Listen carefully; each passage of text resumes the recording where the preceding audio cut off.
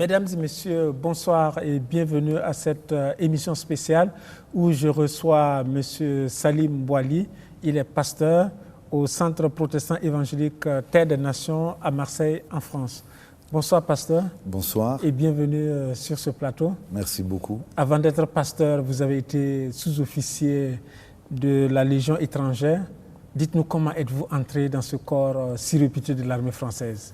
Bon, c'est jamais par hasard que les choses arrivent, en tout cas pour moi. Je suis rentré à la Légion étrangère suite à une vie qui a été un peu conduite par diverses souffrances en tant qu'homme, en tant que jeune adolescent dans la vie de tous les jours.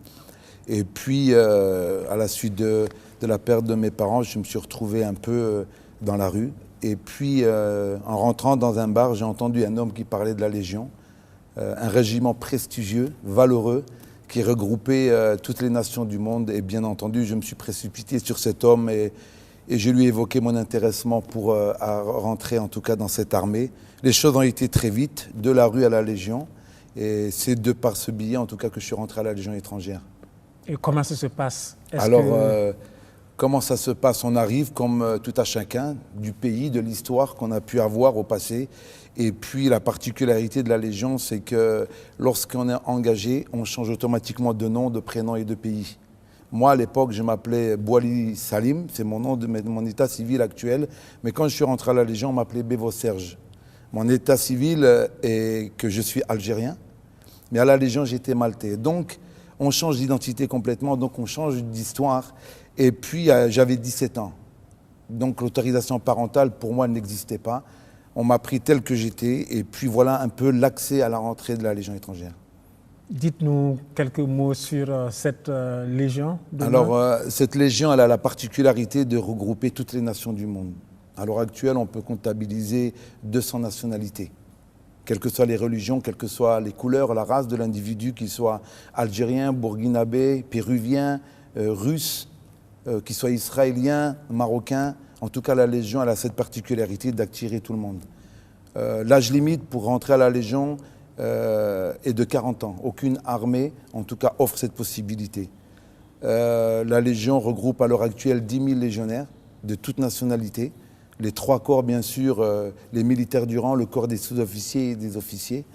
Et puis, la particularité de la Légion, c'est qu'il n'y a pas de Français, puisque son nom, Légion étrangère. Elle a été créée en 1830 par Louis-Philippe, et aujourd'hui, elle est toujours aussi présente dans tous les territoires d'opération. Quelles sont les missions assignées à la Légion étrangère? Les missions assignées à la Légion étrangère n'ont pas de limite. Ils peuvent intervenir, un exemple qui me vient à l'esprit, le saut sur Colvézi pour libérer les Européens, en tout cas qui étaient à l'époque dans ce pays-là. Elle peut intervenir au Golfe, en Irak, comme en Bosnie. Elle peut intervenir dans les pays africains ou les pays du Maghreb. Il n'y a pas de pays particulier ou une mission type, si ce n'est que la Légion est considérée bien souvent, mais pas trop péjorative qu'en termes, comme un rouleau compresseur qui ne s'arrête jamais, mais qui la cadence de marche est toujours persévérante et permanente. Vous avez passé combien d'années à la Légion étrangère? Pour ma part, donc, je me suis engagé à 17 ans et je suis sorti 18 ans après, donc vers 36-37 ans. Ça a été pour moi une opportunité. Je me suis retrouvé dans une arme d'élite, dans un cadre avec une discipline, mais aussi du fait de mon passé. Pour moi, ça a été plus une main tendue. Je me suis retrouvé vite dans mon élément. Et l'occasion pour moi s'est prêtée pour que je puisse non pas être considéré de ce que je pouvais être, mais ce que je pouvais faire. Donc le milieu à travers le sport et surtout ma persévérance, mon dynamisme m'a permis d'accéder à des grades, mais aussi à des fonctions telles qu'instructeur parachutiste ou moniteur commando en forêt équatoriale ou instructeur chuteur opérationnel. Donc ces qualifications ont fait que j'ai pu exprimer et démontrer que j'étais capable. J'étais dans une attitude de vouloir prouver et je cherchais la reconnaissance. Mais en tout cas, dans ce milieu-là, ça a payé en tout cas de ses fruits. Quelles sont les missions que vous avez eu à accomplir en étant à la Légion étrangère? Les missions que j'ai pu accomplir, en tout cas depuis que je suis rentré à la Légion, c'est Djibouti. Donc la mission de la Légion à Djibouti, c'est surveiller les frontières somaliennes, etc. Donc des tournées en plein désert, une formation spécifique dans ces milieux-là. Ensuite, pour ma part, je suis parti aussi au Tchad, lorsqu'il y avait les interventions entre la Libye et le Tchad. Ensuite, je suis parti en Libye. De la Libye, je suis parti aussi pendant la guerre du Liban, à Beyrouth, où j'ai pu exercer donc ma spécialité en tant que protection d'autorité de Yasser Arafat, qui commandait à l'époque l'OLP. Donc pour ma part, c'était une mission assez complexe, mais aussi le Liban, voir un peu comment la Légion peut être efficace dans un milieu urbain. Un combat dans la ville, c'est jamais facile dans le sens où on ne sait pas d'où l'ennemi vient et comment il réagit. Et puis de là, je suis parti aussi en Guyane comme instructeur en forêt équatoriale à Regina. Là, c'est un milieu très particulier, en ce sens qu'on vit 24 heures sur 24 dans la forêt équatoriale. Juste pour donner une idée, en forêt équatoriale, il y a 90% d'humidité. Un soldat qui passe ne serait-ce que 5 jours dans la forêt, il est séparé du soleil, il y a une diminution du globule rouge, et on réalise que dans ce milieu-là, les limites de l'homme sont vite accessibles. Et on a besoin d'une autre force, d'un autre courage pour pouvoir être opérationnel. J'ai pu être aussi instructeur dans ce milieu pour les Américains, les Français, et j'étais vraiment motivé à vouloir toujours chercher la limite. De là, je suis parti pour la guerre du Golfe, cette fameuse guerre, une partie au Koweït et une partie au Golfe où je faisais la protection du général. C'est une autre guerre. Le chef d'état-major des armées françaises. Voilà, je faisais la protection du chef d'état-major, le général Janvier, qui commandait donc les troupes françaises au sol. C'est une mission à part. Une mission qui a été aussi, qui a mené en tout cas les légionnaires à être en première ligne. Souvent on nous considère comme des soldats qui n'ont pas de famille, donc on nous envoie aussi toujours au-delà des limites de l'homme, mais on est entraîné pour ça. Vous ne regrettez pas d'avoir quitté ce corps si prestigieux? Pour moi, vraiment, non, je ne regrette pas du tout. En arabe, on dit « li fait met », ce qui est passé est mort. Et je ne vis pas de regrets, je vis toujours avec les choses qui sont présentées devant moi. Mais je ne regrette pas, ça a été un plus. J'ai trouvé dans la Légion des frères d'armes, j'ai rencontré des hommes d'un parcours totalement différent. J'ai pu aussi me comparer à eux et j'ai réalisé qu'un homme reste un homme, quelle que soit sa nation. Et ses besoins sont toujours les mêmes. On a un point commun, c'est qu'on respire pour vivre et on a besoin d'être aimé aussi pour grandir. Donc la Légion étrangère, c'est des hommes avec un cœur. Souvent, le mot péjoratif, on qualifie les légionnaires comme des hommes durs et comme des hommes sans cœur et comme des machines à guerre. Ce que je pourrais dire en tout cas de mon point de vue, c'est qu'à la Légion étrangère, il fallait que je taise mon cœur et que j'obéisse. Apprendre à obéir. Et aussi, penser, c'est commencer à désobéir. Voilà un peu. Il y a un code d'honneur de la Légion, d'aimer son frère d'armes, de ne pas haïr son ennemi, mais en tout cas d'accomplir sa mission, quel que soit l'obstacle qu'il y a. Voilà un peu la...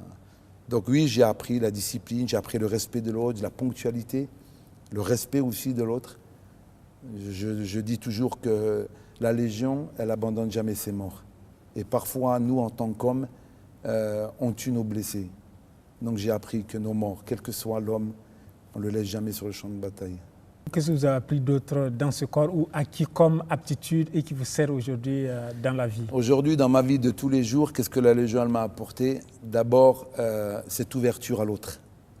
Quelle que soit sa nation, quel que soit son pays d'origine, quelle que soit sa religion, avant tout, c'est d'abord un homme. Quelles que soient aussi ses qualifications. Un directeur est d'abord un homme et directeur.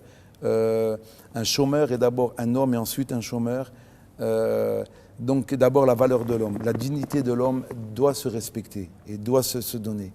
Donc l'apport qu'elle m'a apporté dans ma vie de tous les jours aujourd'hui, c'est qu'on peut vivre ensemble. C'est aussi que la guerre, c'est pas toujours la solution. Et que mettre des soldats, il en faut. Chaque pays a ses soldats. Donc je respecte les soldats des autres pays, comme je respecte les soldats de mon pays. Qu'est-ce qu'elle m'a appris d'important? La discipline, la ponctualité, l'organisation, la structure.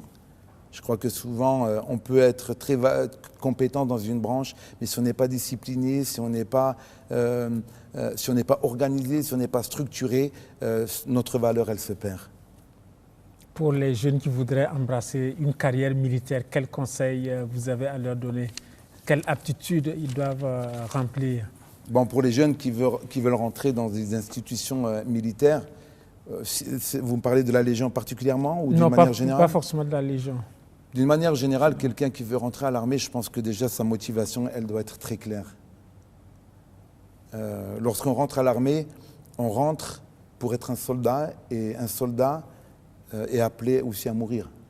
Donc il ne faut pas oublier qu'on rentre aussi en sachant qu'un jour on peut mourir pour sa nation, pour sa patrie, ou pour la cause pour laquelle on défend.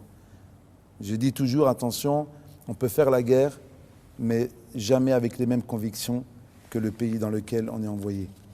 Donc un jeune qui veut rentrer à l'armée, il doit être motivé, il doit savoir pourquoi il va à l'armée, mais en même temps, il doit accepter la hiérarchie, la discipline, la ponctualité. Donc c'est très enrichissant pour l'éducation du soldat. Il y a des jeunes qui sont venus me voir pour rentrer à la Légion ou à l'armée d'une manière générale. Je le redis, le monde de l'armée appartient aux hommes qui se lèvent tôt. Donc bien entendu que ça va changer leur habitude. Et puis ça va aussi changer leur mode de vie. Et puis ça va leur donner aussi un objectif à atteindre. Et bien souvent on réalise qui on est au travers des autres. C'est ce que j'ai appris aussi à la Légion. Et les jeunes qui veulent s'engager, c'est un peu le conseil que je leur donne. Durant le temps que vous avez passé à la Légion étrangère, vous avez fait une rencontre qui va donner une autre coloration à votre vie. C'est la rencontre avec le Seigneur Jésus-Christ. Et si vous le permettez, nous allons marquer une pause pour suivre le film de votre témoignage de conversion avant de revenir sur ce plateau. Suivons plus.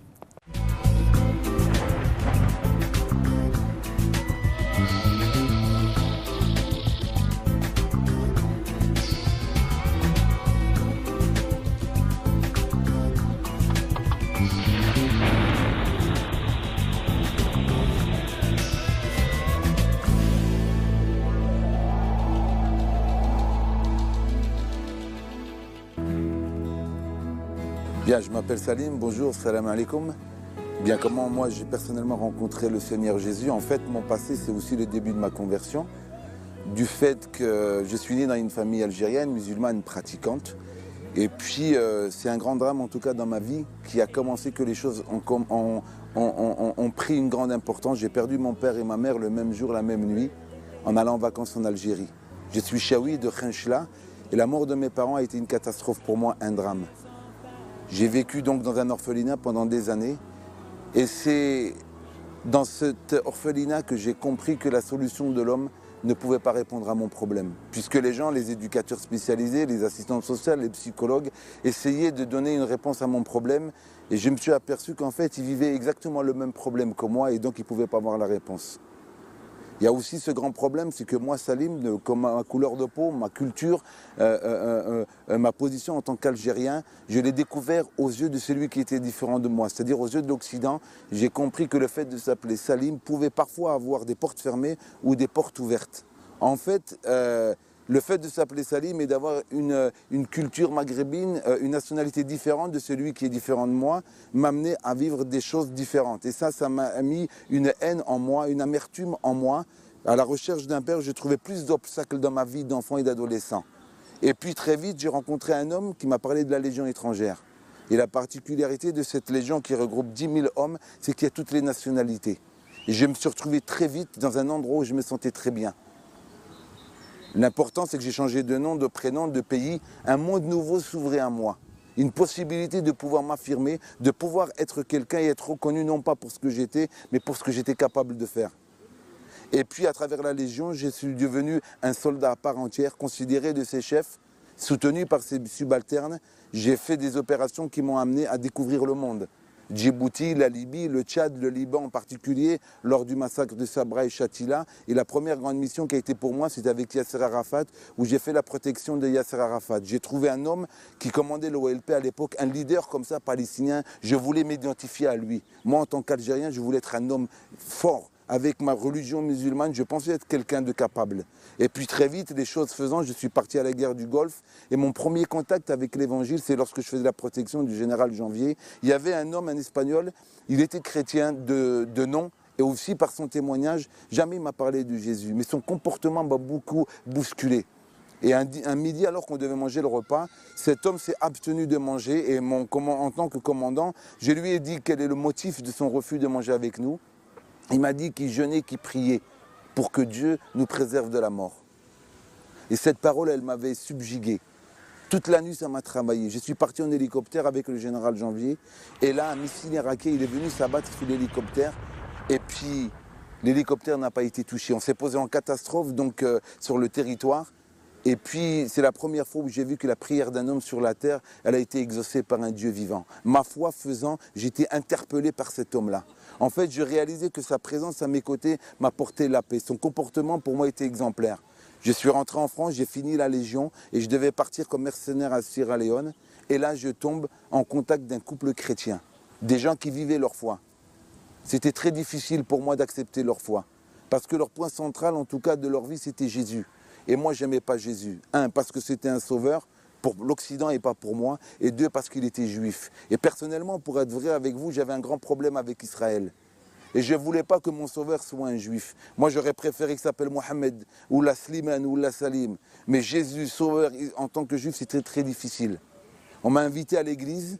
Et j'ai été dans une église évangélique avec des gens tout à fait équilibrés. Mais leurs témoignages, leurs paroles avaient réconforté mon cœur. Chemin faisant, ils m'ont offert une Bible et en parcourant la parole de Dieu, j'ai trouvé une parole qui a bouleversé ma vie. Dieu est le père de l'orphelin. Et quiconque serait ou maltraiterait un orphelin, Dieu personnellement s'en chargerait. Et alors là, j'ai trouvé quelque chose d'extraordinaire. Moi qui n'aimais pas celui qui était différent de moi, en ce sens qui me faisait plus peur que du bien, il y a un verset dans la Bible qui m'a foudroyé. Qu'as-tu d'extraordinaire d'aimer les gens qui t'aiment? Moi, Dieu, je t'encourage à aimer celui qui te maudit, à prier pour celui qui te maltraite, à bénir celui qui te fait du mal. En fait, j'ai compris que l'amour d'un homme ne pouvait pas combler mon cœur, mais l'amour de Dieu en moi pouvait m'amener à celui qui était différent de moi. Donc, chemin faisant, j'ai compris que Dieu était capable de transformer ma vie. Le problème, c'est que j'ai réalisé aussi que la Bible est appelée aussi comme un miroir. Et je n'osais pas enlever mon masque de la vie. Cette amertume, cette haine, cette rébellion, ce désir de pouvoir justifier le mal qu'on m'a fait. Mais Dieu me disait, enlève ton masque, Salim. Laisse la parole toucher ton cœur. J'ai compris que j'étais plein d'erreurs aussi. Ma haine, ma rébellion, j'étais lié à des choses pas belles du tout. Mais laissant la parole toucher mon cœur, laissant Dieu me guérir, apaiser mon âme, j'ai trouvé un père qui m'aimait, alors qu'à la Légion, 10 000 soldats et 10 000 frères d'armes, je n'ai pas pu trouver un père. Il y a des pages qu'on doit fermer, mais moi, c'était un livre que j'ai fermé sur mon passé. Et ma vie d'aujourd'hui, elle est centrée sur un Dieu vivant qui, jour après jour, m'amène à aimer celui qui me hait. Parce que j'ai compris qu'après 18 ans de guerre, la seule arme qui peut toucher un homme, c'est l'arme de l'amour.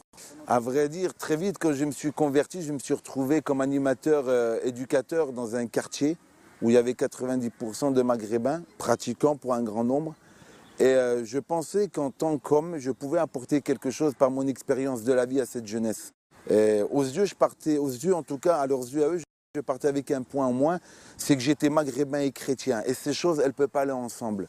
On ne mélange pas le whisky avec le coca ou on ne mélange pas n'importe quoi avec n'importe qui. Et moi, en tant que chrétien maghrébin, c'était très difficile.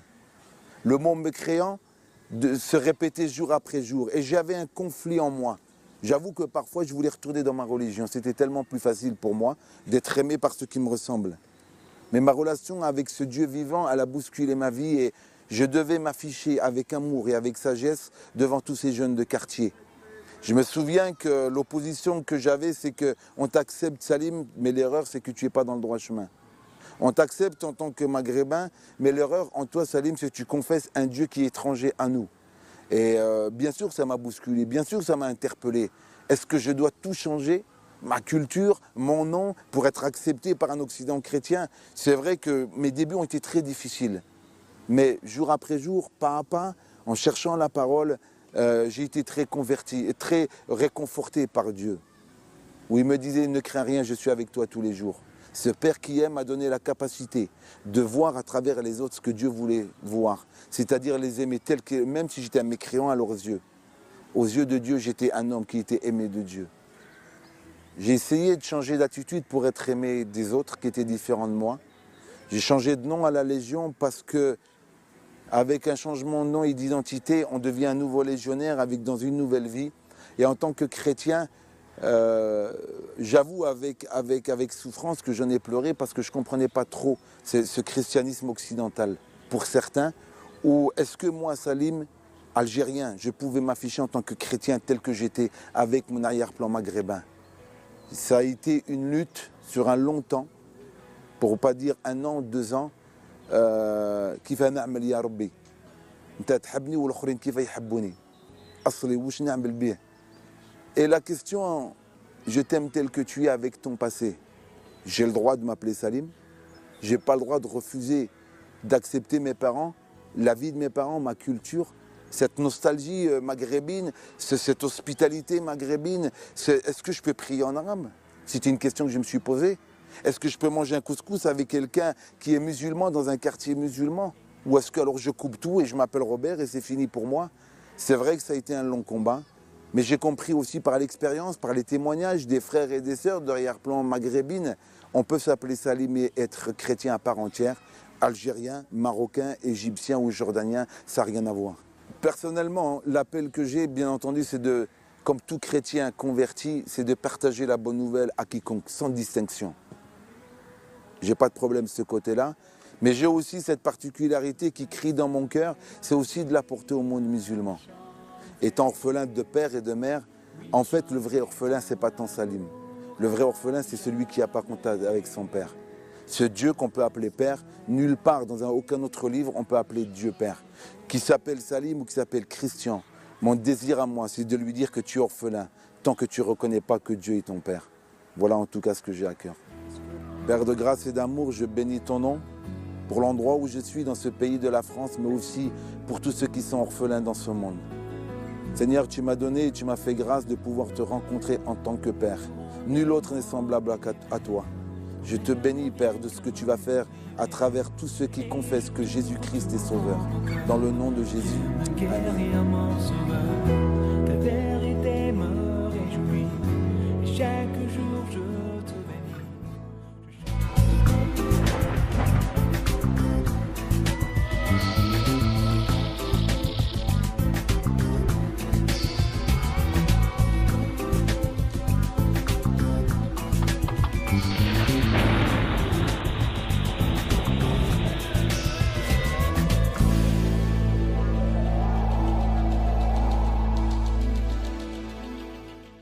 Retour sur ce plateau avec notre invité, le pasteur Salim Bouali de Marseille en France. Vous venez de le suivre, on vient de suivre votre témoignage. Qu'est-ce qui a fondamentalement changé dans votre vie après cette rencontre avec le Seigneur Jésus-Christ? D'abord, ma rencontre, elle a été pour moi inattendue. J'étais comme tout soldat, je dis soldat puisque j'étais toujours à l'armée. Le changement radical, c'est que je suis devenu un autre homme parce qu'un autre cœur. Mon point central, je dirais en 2 mots, j'aurais jamais pu être ce que je suis sans Jésus. Parce que j'ai analysé que j'étais voué à un chemin de perdition en ce sens que mon cœur était alimenté toujours de cet esprit guerrier, revendicateur, un esprit qui manifestait une insatisfaction totale. Et la manière dont le Seigneur Jésus lui-même m'a touché a été pour moi extraordinaire. Qu'est-ce qui a changé ma vie? C'est que les yeux de mon cœur se sont ouverts à une réalité. Et voir l'homme comme jamais j'ai pu le voir, le considérer, voir aussi que mon avenir était destiné à autre chose que celle que moi j'avais choisie ou que d'autres ont choisi pour moi. Ouais. J'ai compris aussi que je n'avais pas besoin d'efforts pour être aimé, que je sois un bon légionnaire ou pas légionnaire du tout, Dieu m'aimait. Et dans ce livre saint qu'on appelle la Bible, en arabe Kitab al-Muqaddas, j'ai trouvé que Dieu m'aimait avant même que je naisse. Donc je n'ai jamais cru que quelqu'un pouvait s'intéresser à moi avant que je naisse. Donc le regard sur moi-même, le regard sur les autres, le regard sur le monde, le regard sur mon avenir et surtout ma destinée, que si demain je venais à mourir, je serais entre les bras de mon Père. Quel a été l'impact de votre conversion dans votre activité professionnelle à la Légion étrangère? L'impact a été... Est-ce que ça a perturbé votre travail? La manière d'abord où j'ai été touché, c'est qu'il y a un verset qui m'a quand même marqué et j'aimerais le partager. C'est dans le livre de Malachie où il est écrit « Éprouve-moi et tu verras si j'ouvre pas le ciel pour toi ». Je me souviens comme si c'était aujourd'hui, il était 2h du matin et après des larmes et puis des interrogations, des contradictions, une remise en question surtout alors que je devais partir comme mercenaire à Sierra Leone. Ce soir-là, j'ai ouvert la Bible et ce verset « Éprouve-moi Salim et tu verras si je n'ouvre pas le ciel pour toi ». Lorsque j'ai lu ce verset a porté une action et cette action c'est que Dieu lui-même, par une lumière, est venu se plonger dans ma chambre. Il était 2h du matin et là il y a eu un silence. Mais la présence de cette lumière a fait que je me suis endormi dans un sommeil profond et à mon réveil, j'étais plus le même. Mon désir de partir comme mercenaire à Sierra Leone pour un salaire de 5 ou 10 000 francs n'avait plus de valeur. L'impact, c'est que personne ne croyait. Dans mon milieu légionnaire, c'était impossible. Qu'un soldat comme moi, motivé et surtout expérimenté, pouvait un jour dire « Seigneur, j'ai besoin de toi ». Tous mes amis, officiers, sous-officiers, militaires du rang, « Non, Salim, tu as régressé. Il y a quelque chose, je ne sais pas qu'est-ce qui s'est passé dans ta vie, mais ce n'est pas possible que toi, tu puisses demander à Dieu pardon. Tu n'as jamais cru en Dieu. » Et c'est vrai, je vivais un peu ni Dieu ni maître. Et donc, bien sûr, ça a suscité auprès de mes amis officiers, sous-officiers, militaires du rang, vraiment une interrogation, à s'intéresser. Quel est le Dieu qui m'a touché? Ça, c'était dans le milieu militaire. Et j'ai pu témoigner à des officiers. Et j'ai été étonné par l'amour que Dieu a porté à leur égard. J'ai vu des capitaines pleurer, qu'ils ont même demandé la prière, alors que je pouvais tout faire que prier pour quelqu'un. Et donc, c'est le miracle de Dieu. Dans le milieu militaire, dans le milieu civil, dans le lieu où j'habitais, tous les gens me connaissaient comme un soldat. Et quand je prenais des vacances, bien sûr, j'allais chez moi et les gens étaient subjugués et étonnés du fait que, non, comment un homme comme toi puisse croire que Dieu existe. Donc, ils avaient fait de moi, en fait, un robot de quelque chose, mais jamais un homme comme Salim peut appeler au secours à Dieu. Donc, ils étaient convaincus que j'avais touché quelque chose qui me convainc. Et ça, c'était fort pour eux. Donc, ça les a amenés à s'intéresser au Dieu de la Bible, Jésus-Christ, le Fils de Dieu. Dans mes milieux familial, je viens d'un arrière-plan musulman. Et bien entendu, l'islam, la Oumma islamie, la nation islamique touche, la religion musulmane touche l'homme dans tous les domaines, politique, social, familial, professionnel. Et bien entendu, c'est impossible de quitter une religion pour aller à la rencontre de ce Dieu qui est venu me chercher, Jésus-Christ. Toute ma famille était peinée, attristée. Certains étaient alimentés de haine. Mais c'était tellement vrai pour moi. C'était tellement... J'aurais voulu être d'accord avec eux. J'aurais voulu sortir de ce chemin, mais je ne pouvais plus. Ce chemin était en moi. Donc, au péril de tout, Jésus est mon sauveur. Il est mon Dieu. Alors j'ai choisi entre lui et ma famille. Je dis toujours, lorsque les choses sont vraies et lorsqu'on a rencontré Jésus, il vaut mieux perdre un frère que son père. En tout cas, c'est ma philosophie. Donc vous avez rencontré le Seigneur Jésus en étant toujours à la Légion étrangère. Voilà. Est-ce qu'on peut être militaire et chrétien, croyant en Christ? C'est le grand débat. Je me souviens d'un jour, alors que je donnais mon témoignage, j'apportais une exhortation sur l'amour. Lorsque je suis descendu de la chaire, une dame m'a interpellé et elle m'a dit « J'ai une question à vous poser. Je ne crois pas qu'on peut être un soldat et être chrétien. » Je comprends un peu sa question en ce sens que soldat, le mot guerre, le mot Dieu et amour puissent poser des interrogations. Mais je ne vais pas me baser sur ce que moi je pense, on va plutôt se baser sur ce que notre Dieu pense. Et la Bible, elle est très explicite à ce sujet. C'est dans le livre de Luc au chapitre 3 au verset 4. La Bible dit que des soldats aussi lui demandèrent « Et nous, que ferons-nous » Et là, Jésus leur répond, il leur dit « Ne faites violence à personne et ne dénoncez personne à tort, mais contentez-vous de votre solde. » Juste ce verset nous donne de comprendre que Dieu connaît toutes choses. Il sait tout, il voit tout, il connaît tout.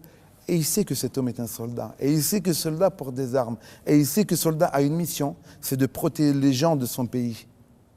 Et cet homme a été touché par l'amour de Jésus-Christ, mais il est interrogé par sa position professionnelle. Et bien entendu, il demande à Jésus, mais nous, qu'est-ce qu'on fait? Et Jésus lui répond avec beaucoup de délicatesse pour ne pas l'heurter.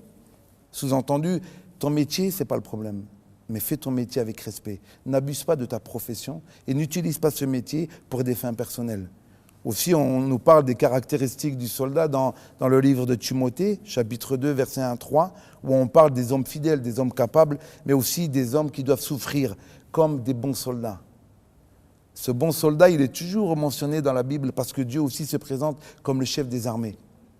Le chef des armées dans une nation, c'est le président. Mais le président des nations, c'est notre Dieu. Il est le chef des armées. Aussi dans Marc 15, 39, ce Romain qui se tenait comme ça en face de Jésus-Christ, et la Bible dit, voyant qu'il avait expiré de la sorte, il dit, cet homme était vraiment le Fils de Dieu.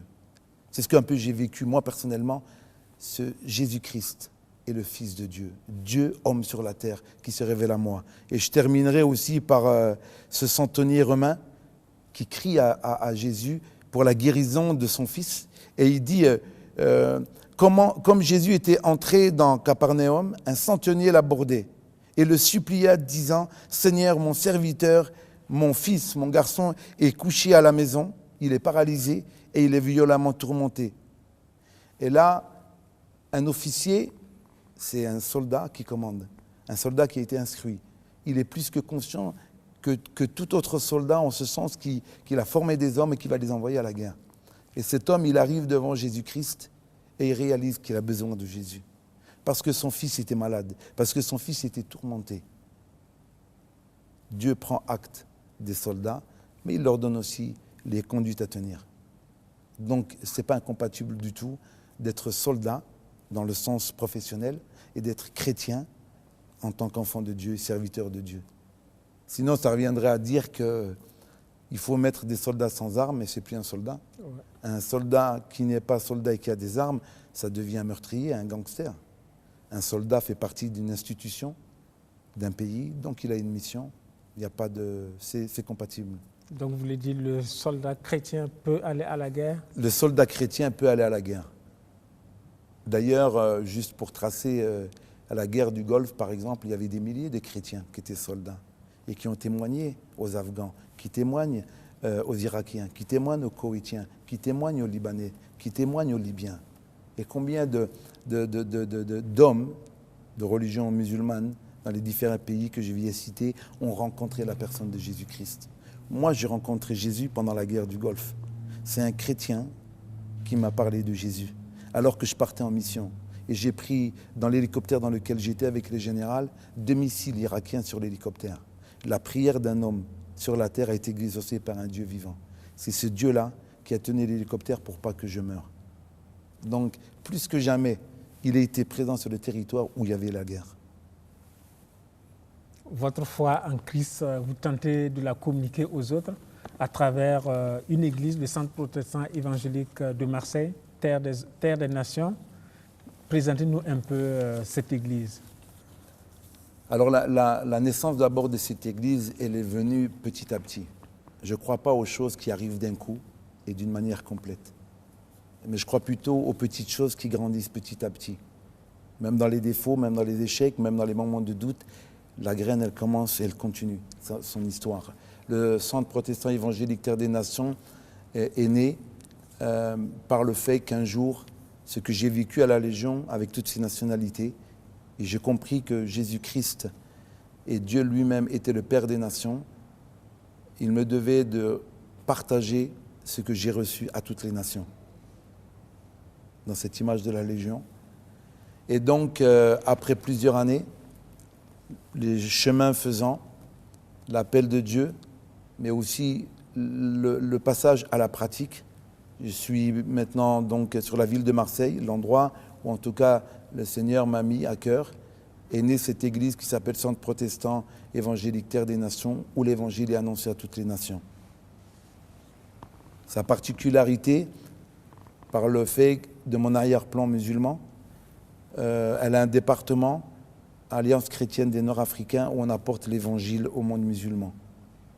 Et en même temps, par le fait que j'ai été orphelin, il faut aussi les actes qui correspondent à la parole, donner le boire ou manger à celui qui est dans la nécessité ou dans la précarité. Voilà, d'une manière, l'église elle est installée dans la ville de Marseille depuis 2 ans. Et moi, personnellement, j'habite dans un quartier, d'une manière péjorative, les gens appellent ça des ghettos. Moi, je dis que c'est le paradis de Dieu. Là où il y a la souffrance, là où il y a la précarité, là où il y a la violence et la haine, Dieu manifeste son amour. Dieu m'a appelé à habiter dans ce quartier. J'habite au-dessus d'une mosquée. Et ce quartier, bien entendu, sa religion principale, c'est l'islam, à 100%. Et le rôle de l'Église, c'est aussi d'œuvrer ici, dans ces endroits-là. Avant de revenir à ce que vous faites au travers de cette Église, comment a été fait votre appel au ministère? Mon appel, il a été fait, pour mon expérience personnelle, l'appel, il est toujours suscité d'une manière latente par Dieu. Et on le voit s'acheminer dans notre cœur jusqu'au point où c'est le moment de faire le pas. Et cet appel, c'est l'amour du prochain et l'amour de l'orphelin, l'amour de l'étranger, l'amour de l'émigré, l'amour de la prostituée, l'amour de celui qui est en prison. Il s'est traduit par des actes en ce sens que Salim, maintenant il faut franchir la ligne. Va. Avec beaucoup de doutes, beaucoup de craintes, j'ai obéi à Dieu et j'ai vu les choses s'accomplir. Parfois c'est juste un rideau qu'il faut traverser. Lorsqu'on entend la voix du Père, elle n'est jamais si silencieuse qu'on pourrait le penser. Donc pour moi, elle a été plus forte au dedans qu'à l'extérieur. Je dis qu'à l'extérieur parce que souvent les gens nous poussent, mais c'est sa main qui m'a tiré à aller. Vous intervenez surtout au niveau des musulmans.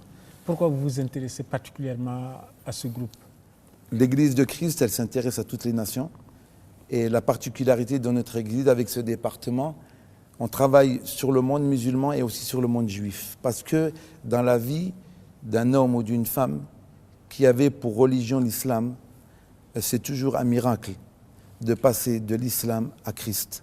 Et quand ce chrétien d'arrière-plan musulman a rencontré le Seigneur Jésus-Christ, il a aussi cette chose importante de se réconcilier avec son ennemi humain, j'allais dire Israël, mais pour nous spirituellement.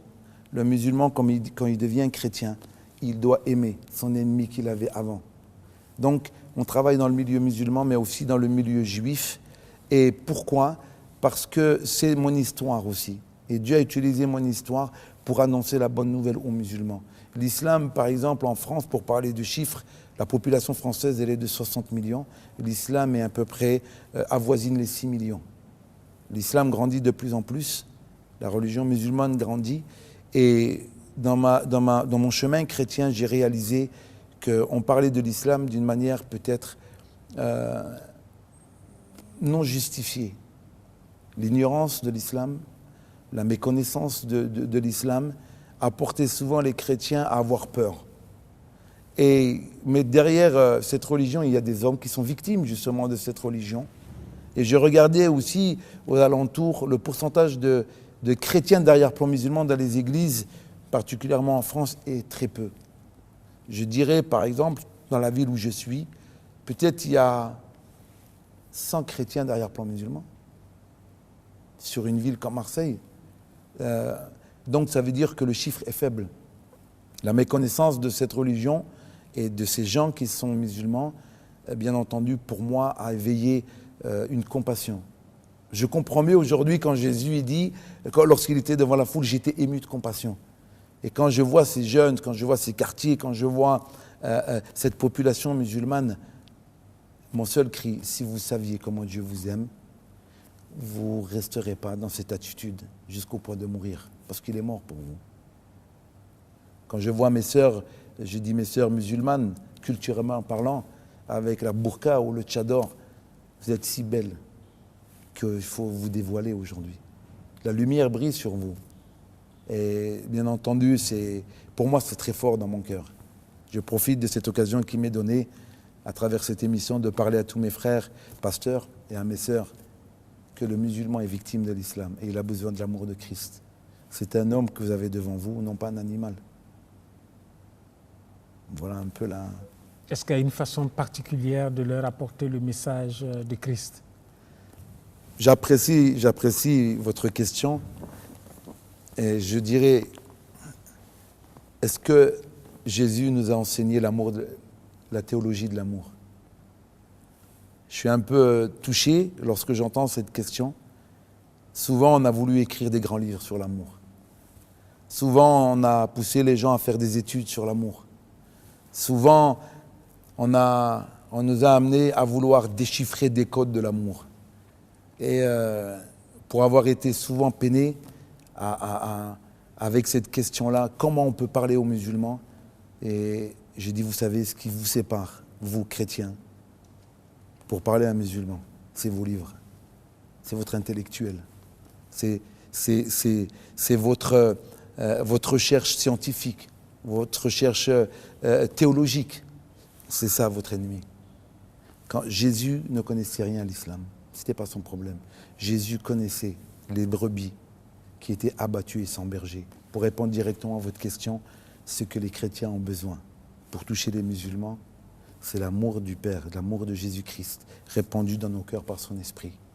Il nous a tout donné. On n'a pas besoin d'apprendre à aimer, on a juste à aimer. Je dis toujours aux amis, quand ils me posent cette question, le chien le plus misérable de la rue, lorsqu'il est mal aimé, ou lorsqu'il sent qu'on ne l'aime pas, il ne viendra pas vers vous, même si vous avez un morceau de viande. On a besoin d'aimer. Et le livre central de l'amour, c'est la Bible. Et dans ce livre, il y a une personne qui s'appelle Jésus-Christ. Et elle est venue en chair et en os manifester son amour. L'islam, ce n'est pas une barrière. J'aime Saddam Hussein, j'aime Ben Laden, j'aime Hosni Moubarak, j'aime Gaddafi, parce que c'est des créatures que Dieu a créées. Et Dieu les aimait avant qu'ils naissent. Moi, comme chrétien, que puis-je dire d'autre, si ce n'est de les aimer? Je ne suis pas d'accord avec ce qu'ils font, mais je comprends qu'ils font ce que leur maître leur a dit, le diable. Voilà un peu... Pour annoncer l'évangile aux musulmans, il faut les aimer. Pasteur Boilia, quelles sont les difficultés que vous rencontrez dans l'œuvre d'évangélisation? J'ai toujours compris que lorsqu'on vient au Seigneur, on change. La repentance, elle est toujours qualifiée par 2 actes. Le demi-tour, mais aussi le changement de mentalité. Donc on change de sens. Et on marche à contresens, j'allais dire. Mais en fait, on marche au bon sens. Et qu'est-ce que je rencontre comme difficulté en tant que Salim, et d'arrière-plan musulman et algérien, à l'annonce de la bonne nouvelle du royaume, c'est que les gens sont heurtés. Parce que pour eux, je suis sorti du droit chemin, du bon chemin, du vrai chemin. Et parfois des réactions vives, parfois des réactions agressives, parfois des réactions blessantes, parfois des gros mots. Mais qu'y a-t-il d'étonnant en ça? Le Seigneur lui-même, il a été... Mais en moi, ça crée encore plus de désir d'aller vers eux. Et je comprends, parce que qu'est-ce que je vais demander à un musulman de connaître Christ lorsqu'il n'a pas rencontré Jésus-Christ? Il est mort. Donc il a besoin de la vie nouvelle pour vivre. On ne peut pas demander à un noyé de nager. Il faut un sauveur qui se présente à lui. Donc je présente ce que notre sauveur a toujours dit.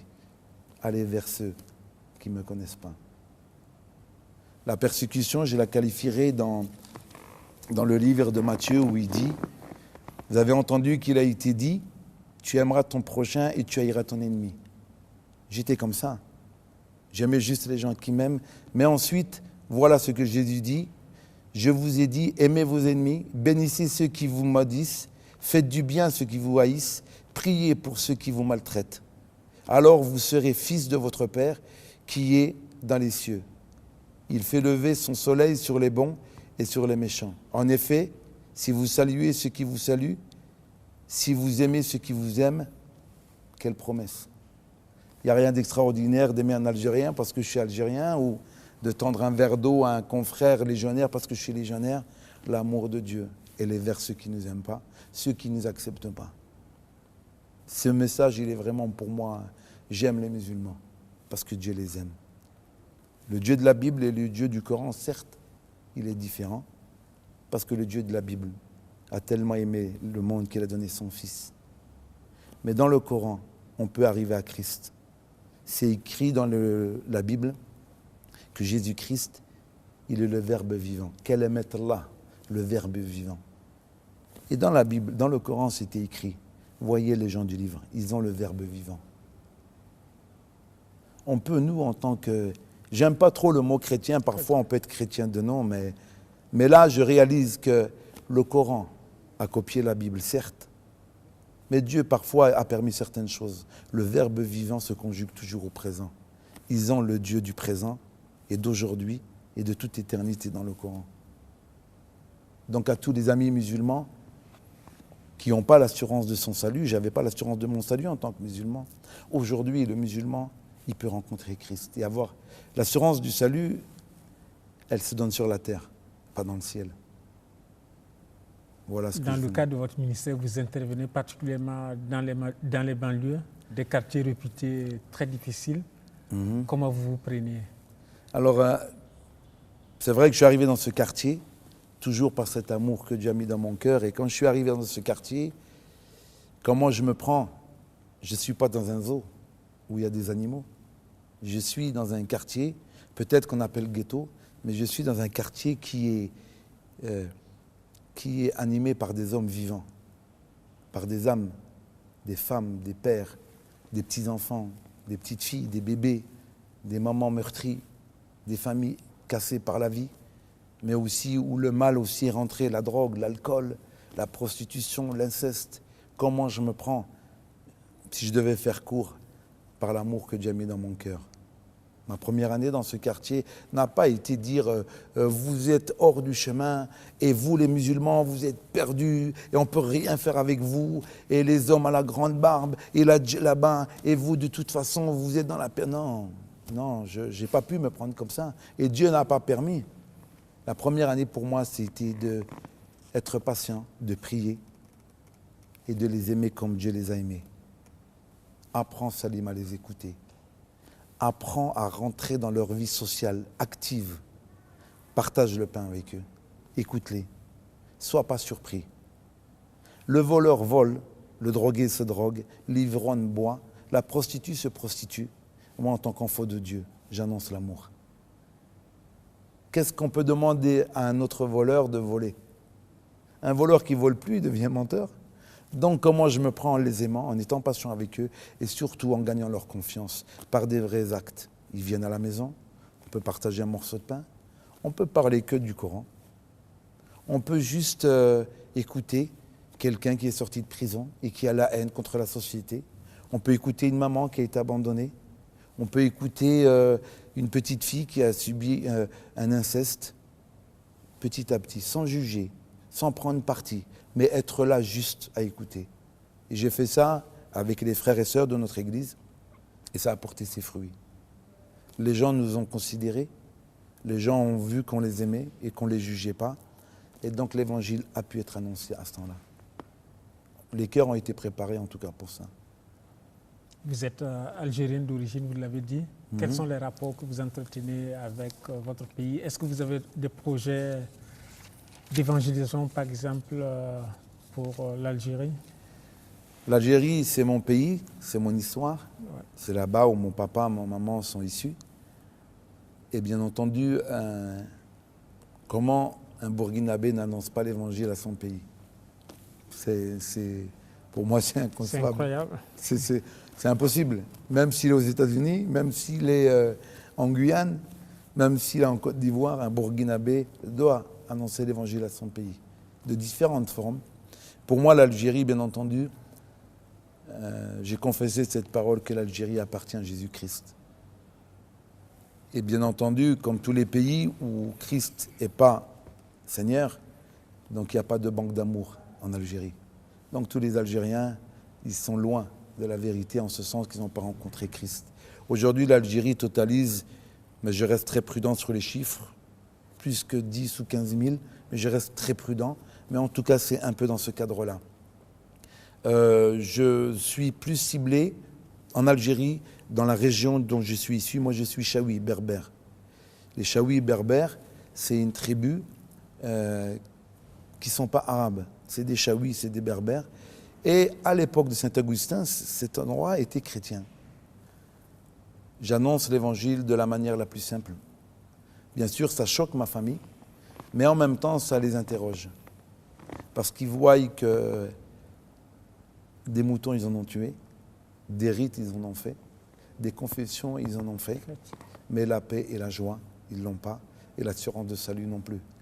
Donc, on travaille aussi vers notre pays, l'Algérie, avec d'autres frères nord-africains, pour que Christ puisse être annoncé dans cette région berbère. Vous venez régulièrement au Burkina Faso, le pays des hommes intègres. Qu'est-ce qui vous attire dans ce pays? D'abord, ce pays, je ne pensais jamais venir en tout cas au Burkina. En tant que soldat, l'Afrique, j'ai beaucoup donné en Afrique, certainement d'une autre manière.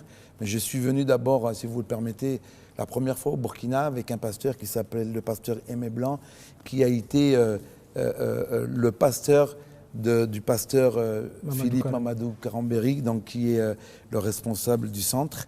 Et donc je suis venu avec ce pasteur blanc comme le petit écolier. J'étais jeune dans la foi et j'apprenais à travers lui. Et lorsqu'il m'a donné une cassette du papa Karambéry en France, j'étais étonné. La relation, donc, pour répondre à votre question, c'était que le papa blanc venait rendre visite à son petit-fils et voir l'œuvre que Dieu a fait à travers lui. Donc voilà un peu la... Quel regard vous portez sur le ministère du pasteur Mamadou Karambéry? En tant qu'homme, avec tout le respect que je lui dois, sa force, c'est sa faiblesse. Moi, en tant qu'homme, voilà, si je devais donner une phrase, la force de cet homme, c'est sa faiblesse. C'est qu'il a réalisé que sans lui, il ne pouvait rien faire.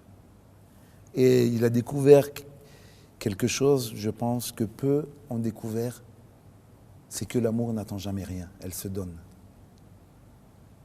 Donc, je qualifierais aussi de cet homme, il est accessible.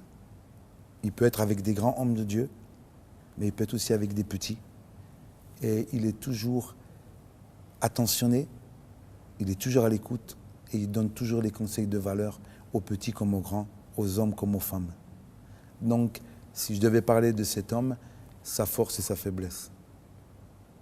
Et vous venez de prendre part à un séminaire de Pentecôte ici au Burkina. Qu'est-ce que vous retenez de ce séminaire? D'abord,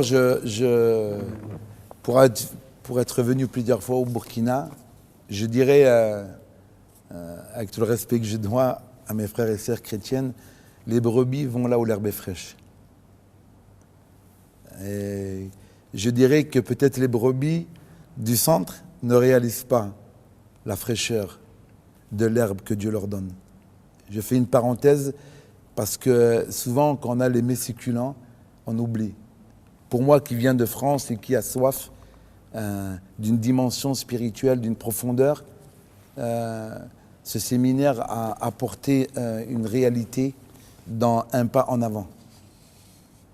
Le Saint-Esprit, c'était le thème principal. Et étant orphelin aussi, le Seigneur Jésus dit lui-même, « Je ne vous laisserai pas orphelin à une seule condition, c'est que vous réalisiez que le Saint-Esprit va rester avec vous et en vous, tout le temps. » Donc il a développé ce thème du Saint-Esprit d'une manière très pratique. Et un soldat comme moi, d'arrière-plan, a besoin d'exemples pratiques et d'une prédication pratique. J'ai vraiment été enrichi de par ce qu'il a apporté, de par son épouse aussi.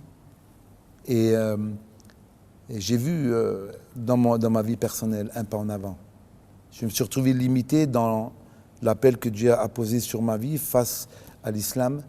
Mais là, c'est vraiment une dimension qui me donne de pouvoir aller plus loin. Vous avez parlé tout à l'heure d'orphelin. Vous êtes orphelin, vous avez été orphelin très jeune. Et vous avez une certaine acception de ce terme-là. Parlez-nous un peu de votre façon de voir l'orphelin. Je dirais que le Seigneur lui-même, il parle dans la Bible qu'il ne laisserait pas orphelin. Et il dit même d'être très prudent à l'égard des orphelins et de la veuve. Combien même, si on traite mal l'orphelin, la colère de Dieu pourrait descendre sur la personne. je réalise que la finalité de ce monde, c'est que le monde est orphelin. Pas orphelin d'un papa ou d'une maman, c'est ce qui était pour ma part, mais orphelin dans ce sens où Christ les réconcilie avec leur vrai Père. Toute personne qui n'a pas rencontré Christ, elle demeure éternellement sur la terre des hommes orpheline et elle mourra orpheline. C'est impossible de vivre sur la terre sans rencontrer Jésus-Christ. Le vrai orphelin, si je peux m'exprimer ainsi sur la Bible, c'est celui qui n'a pas rencontré son Père. Et Dieu, dans sa grâce, prévient aussi que l'orphelin a de la valeur aux yeux de Dieu. Voilà un peu pour répondre un peu dans le sens du mot orphelin. Nous sommes pris par le temps, nous aurions aimé aller plus en profondeur dans cet entretien. Un dernier message à l'endroit des frères et sœurs qui vous suivent présentement, à l'endroit des frères et sœurs musulmans. Vous voulez que je dise un mot sur les musulmans? Oui, un mot à leur endroit. Sachez que c'est des hommes avant tout et qu'ils ont besoin de rencontrer le Dieu de l'amour. Apprenez à les aimer comme Christ vous a aimé. Et ne regardez pas l'apparence. Avec ou sans barbe, un homme sans Dieu est voué à mourir pour l'éternité. Merci au Burkina, merci au Papa Karambéry, merci à tous les frères du centre. C'était vraiment une joie pour moi de partager ce temps avec vous. Puisse Dieu me donner la force de revenir. En tout cas, je vous salue tous au nom du Seigneur Jésus-Christ. Chers téléspectateurs, nous sommes au terme de cette émission spéciale où nous recevions le pasteur Salim Bouali. Il vient de Marseille en France. Et si vous avez des questions relatives à cette émission, veuillez nous contacter à l'adresse qui s'affiche au bas de votre petit écran. Bonsoir et à bientôt.